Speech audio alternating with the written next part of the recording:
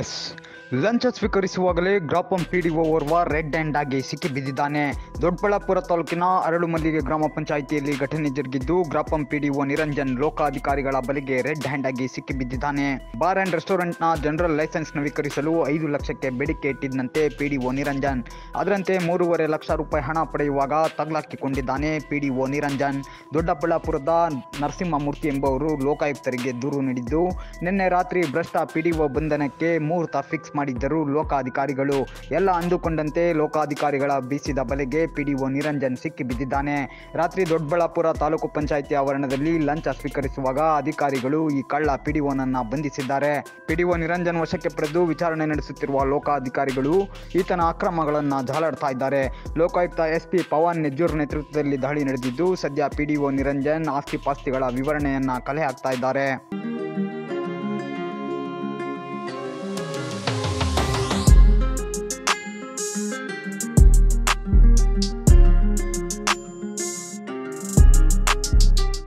ಗೋಸ್ಕರವಾಗಿ 5 ಲಕ್ಷ ಕೇಳಿ ಕೊನೆಗೆ 3.5 ಲಕ್ಷದ ಒಪ್ಪಂದ ಮಾಡಿ ಆಮೇಲೆ 3.5 ಲಕ್ಷ ತಗೊಂಡು ಕೊಟ್ಟಿದ್ದಾನೆ.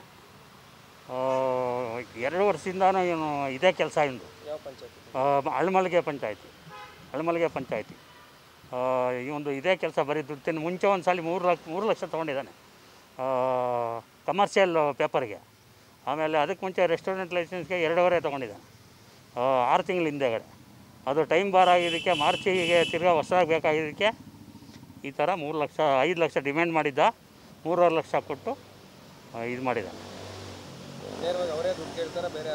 ಬೇರೆ ಯಾರಿಲ್ಲ, ಅವನೇ ದುಡ್ಡು ಕೇಳಿದ, ಅವನೇ ತೀರ್ಮಾನ.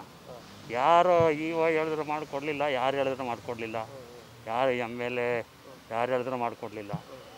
ಅವನದೇ ಎಲ್ಲ, ಇಡೀ ಎಲ್ಲ ಅವನದೇ ಎಲ್ಲ. ಅವನು ಸುಮಾರು ಒಂದು ವರ್ಷದಿಂದಾನು ಇದೇ ಕೆಲಸ. ಅಷ್ಟೇ ತೊಂದರೆ, ಭಾರಿ ತೊಂದರೆ.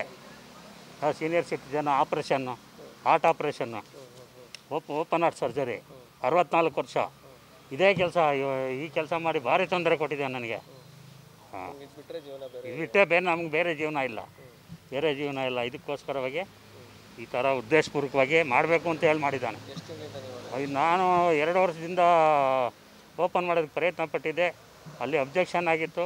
ಆಮೇಲೆ ಏನೋ ಕೇಳ್ಕೊಂಡು ಎಲ್ಲರೂ ಜನ ಎಲ್ಲ ಸರಿ ಮಾಡಿಕೊಂಡು ತಿರ್ಗಾ ಲೈಸೆನ್ಸ್ಗೆ ಅಪ್ಲಿಕೇಶನ್ ಮಾಡಿದ್ರೆ ಆವಾಗ ಇವನು ಈ ಥರ ಡಿಮ್ಯಾಂಡ್ ಮಾಡ್ದೆ 5 ಲಕ್ಷ. ಇವತ್ತು ಕೊನೆಗೆ 4 ಹೇಳಿದ್ದ, 3.5 ತೊಗೊಂಬಂದು ಕೊಡ್ತೀನಿ ಅಂತ ಹೇಳಿದ. ತಗೊಂಬಂದು ಕೊಟ್ಟಾಗ ಲೋಕಾಯುಕ್ತದವರು ಬಂದು ದಾಳಿ ಮಾಡಿದ್ರು. ಅಲ್ಲಿ ಎಲ್ಲ ಅವನ್ನ ಹಿಡ್ಕೊಂಡು ಎಲ್ಲ ಬ್ಯಾಗು ಅವನಿದು ಎಲ್ಲ ವಶ ಮಾಡಿಕೊಂಡು. ಇಷ್ಟೇ ಕತೆ. ನನ್ನ ಹೆಸರು ನರಸಿಂಹಮೂರ್ತಿ.